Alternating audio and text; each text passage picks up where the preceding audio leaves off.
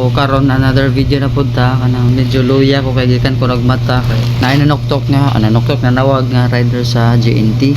So mo nila akong orders guys, libre na nila guys kay paano nila supply sa guys sa mga gusto nako sa TikTok or mag-order ko 15,000 pesos. So kada buwan guys na ako'y madawat nga 15,000 pesos. So sa ganahan guys, so pag-comment lang mo guys kung saon. So first ako ablihan guys kan.